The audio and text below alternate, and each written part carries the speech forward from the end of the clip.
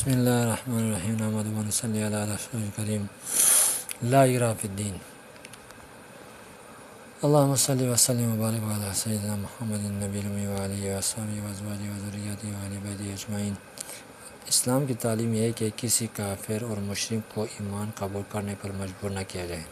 اللہ تعالیٰ ارشاد فرماتے ہیں لا اکراہ فی الدین،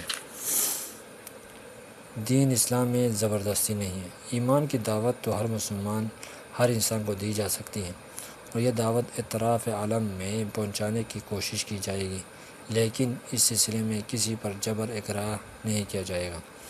دارالسلام میں رہنے والے ذمیوں کے مذہبی جذبات کا احترام کیا جائے گا، ان کے عبادت خانوں کو تحفظ دیا جائے گا، حدود کے دائرے میں رہتے ہوئے انہیں اپنے مذہب پر چلنے کی آزادی دی جائے گی۔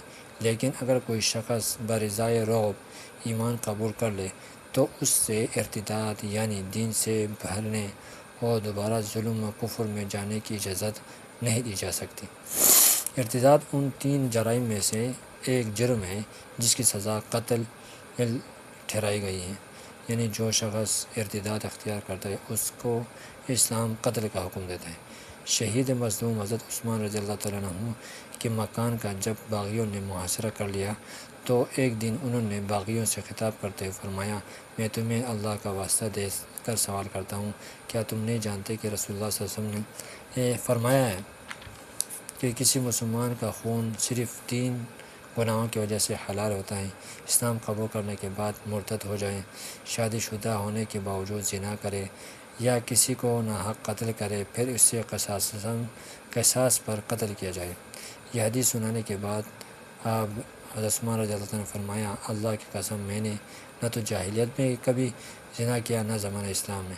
جب سے میں نے اسلام رسول اکرم صلی اللہ علیہ وسلم کے ہاتھ پر بیعت کی ہے میں مرتد نہیں ہوا، اور نہ ہی میں نے کسی نفس کو قتل کیا جس کے قتل کو اللہ تعالیٰ نے حرام کر دیا ہوں۔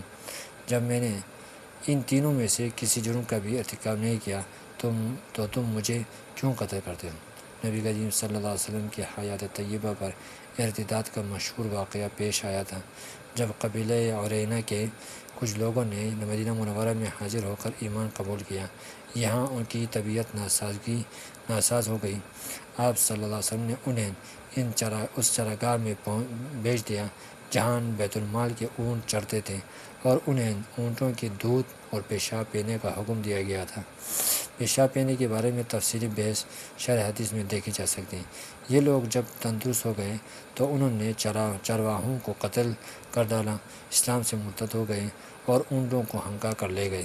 نبی کریم صلی اللہ علیہ وسلم کو اطلاع ملی تو آپ نے اپنے جانثاروں صحابہ کرام کو ان کے تعاقب کرنے کا حکم دیا، انہیں گرفتار کر کے آپ کے پاس تشریف لائے حضور پر پیش کیا گیا۔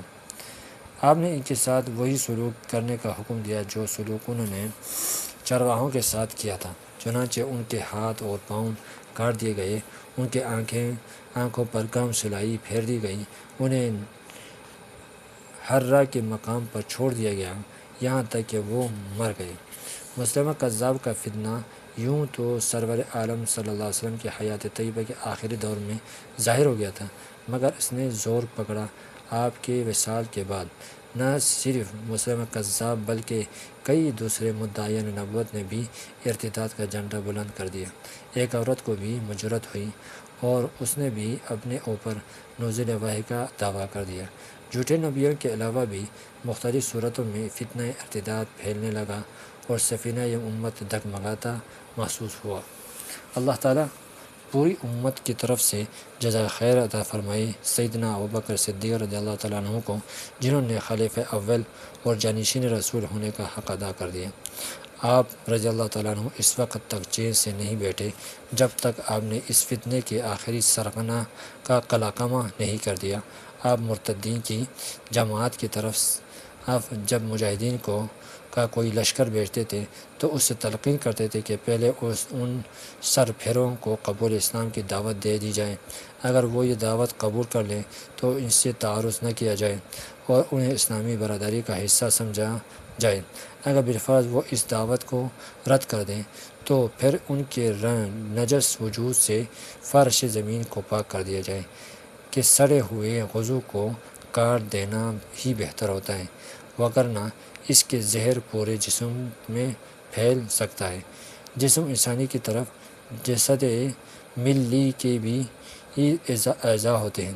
ایک ہاتھ یا پاؤں صرف ایک جسم کی ہلاکت کا سبب بنتا ہے، جبکہ گلے سڑے افراد پوری ملت کے لیے خطرہ ہوتے ہیں۔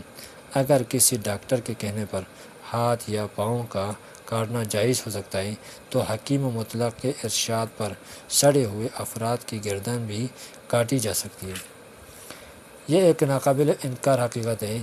اگر سیدنا صدیق اکبر امت اسلامیہ کے لیے اس نازک ترین وقت میں استقامت نہ دکھاتے، مرتدین کو من مانی کرنے کی اجازت دے دیتے، تو بظاہر سرور دو عالم صلی اللہ علیہ وسلم کی 23 سالہ محنت پر دشمنان دین نے پانی پھیرنے کا عزم مصمم کر لیا تھا۔ حضرت علی رضی اللہ تعالیٰ عنہ نے بھی ایسے اہل ارتداد کو نمونہ عبرت بنا دیا تھا، جو بظاہر آپ صلی اللہ علیہ وسلم سے محبت اور قدرت کے دعوے کرتے تھے، لیکن ان کی عقیدت ارتداد کے رنگ میں رنگی ہوئی تھی۔ یہ وہ لوگ تھے جو حضرت علی رضی اللہ عنہ کو اپنے رب اور رازق کہتے تھے۔ آپ نے انہیں سمجھانے کی کوشش کی، میں تمہارے جیسا بندہ ہوں، جیسے تم کھاتے ہو یوں ہی میں کھاتا ہوں۔ اگر میں اللہ کا اطاعت کروں تو ممکن ہے کہ مجھے وہ ثواب دے، اگر میں اس کی نافرمانی کروں تو مجھے ڈر ہے کہ وہ مجھے عذاب دے، لہذا تم اللہ سے ڈرو اپنی یا وہ کوئی اور کفریہ کلمات سے باز آ جاؤ۔ اگلے دن آپ نے پھر فرمائش کی، ان کو سمجھایا۔ جب 3 دن کی مسلسل تفہیم کے باوجود، سمجھانے کے باوجود باز نہ آئے تو آپ نے ان کے لیے خندقیں کھدوائی کر ان کو آگ جلا کر انہیں زندہ جلا دیا، چونکہ اللہ کے سوا کسی کو آگ سے جلانا، عذاب دینے کا حق نہیں ہے، اس لیے اس پر بحث ہوئی۔ علی رضی اللہ عنہ انہیں جلانے کا حکم کیوں دیا؟ ایک جواب یہ دیا گیا کہ آپ کو اس مسئلے کا علم نہیں تھا۔ ساری گفتگو کا حاصل ہے کہ ارتداد ایک بدترین عمل ہے، اس کا مرتکب دین سے خارج اور اس کا قتل مستحق ہو جاتا ہے اور قتل کا مستحق ہو جاتا ہے، اس کے سارے نیک اعمال ضائع ہو جاتے ہیں۔ حضرت علی رضی اللہ تعالیٰ عنہ نے جو عمل کیا آگ میں جلانے کا، جب اسے سوال کیا گیا تو اس نے فرمایا تھا کہ بھائی کیا یہ اب مجھے خدا سمجھتے ہیں، اور خدا جس طرح انسان کو عذاب دیتا ہے جہنم میں آگ کے ذریعے، اس لیے میں ان کو عذاب دیا کہ بھائی کیا آگ کے ذریعے۔ اللہ تعالیٰ ارشاد فرماتے ہیں وَمَن يَرْتَدِدْ مِنكُمْ عَنْ دِينِهِ فَيَمُتْ وَهُوَ كَافِرٌ فَأُولَٰئِكَ حَبِطَتْ أَعْمَالُهُمْ فِي الدُّنْيَا وَالْآخِرَةِ وَأُولَٰئِكَ أَصْحَابُ النَّارِ هُمْ فِيهَا خَالِدُونَ۔ اور تم میں سے جو کوئی دین سے پھر گیا، پھر کفر ہی کی حالت میں اسے موت آ گئی، تو ایسے لوگوں کے اعمال دنیا اور آخرت میں ضائع ہو جاتے ہیں، اور یہی میں دوزخ والے، یہ اس میں ہمیشہ رہیں گے۔ قرآن کریم میں ایمان والوں کو یہ حقیقت بھی سمجھائی گئی کہ تمہارے مرتد ہونے سے اللہ کا دین ختم نہیں ہو جائے گا، بلکہ ہو سکتا ہے کہ اللہ تعالیٰ ایسے لوگوں کو قبول ایمان کی توفیق دے دے، اور جو اعمال اور اخلاق ہر اعتبار سے تم سے بہتر مسلمان ثابت ہوں گے۔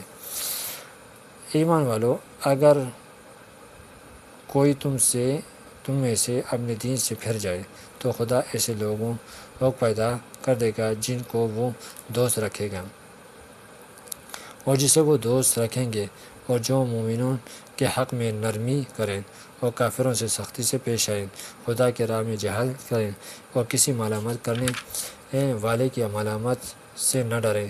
یہ خدا کا فضل ہے، وہ جیسے چاہتا ہے دیتا ہے، اور اللہ بڑی کوشش والا اور جاننے والا ہے۔ ہمارا دور ارتدادی اور الحادی فتنوں کی کثرت کا دور ہے۔ اس خطرناک دور میں ایمان کے بارے میں بڑی حساسیت کی ضرورت ہے۔ نعمت ایمان کی قدر، اس پر اللہ تعالیٰ کا شکر، کتاب و سنت سے اعتصام اور تعلق مع اللہ ہی وہ امور ہیں جن کے ذریعے سے ایمان کی حفاظت کی جا سکتی ہے۔ یہ حقیقت ایک لمحے کے لیے بھی ہمارے ذہن سے اوجھل نہیں ہونا چاہیے۔ اگر ہمارا خاتمہ ایمان پر ہوگا تو ہم دنیا کے سب سے خوش قسمت انسان ہیں۔ اگر خدا نخواستہ ایسا نہ ہو تو گندی گالیوں کے میں آوارہ پھرنے والا خارشی کتا بھی ہم سے بہتر ہوگا۔ یعنی کیا ارتدادی فتنوں کی کثرت کا دور ہے، یعنی کیا خطرناک دور ایمان کے بارے میں کہ بھائی کیا نعمت ایمان کی قدر کرنی چاہیے اور اس کے لیے حفاظت کے لیے کوشاں رہنا چاہیے، اور جتنے بھی اللہ تعالیٰ کے نبی کریم صلی اللہ علیہ وسلم کے سنت اعمال ہیں ان کو اختیار کریں، سنت مسنون دعائیں ان کو اختیار کرنی چاہیے، اور اللہ والوں کی صحبت اختیار کرنی چاہیے، نیک لوگوں کے مجالس میں رہنا چاہیے، نیک مجالس میں جہاں پر علماء کرام عام ہو اور علماء کرام بیان کرتے ہوں وہاں پر ان مجالس کو اختیار کرنا چاہیے۔ ہاں، اس زمانے میں سب سے بڑا فتنہ جو ہے نا یعنی کہ وہ کفر اور ارتداد کا فتنہ ہے، اور اسی طرح سب سے بڑا فتنہ جو ہے نا کہ اس زمانے میں موبائل کا فتنہ بہت زیادہ عام ہوتا جا رہا ہے۔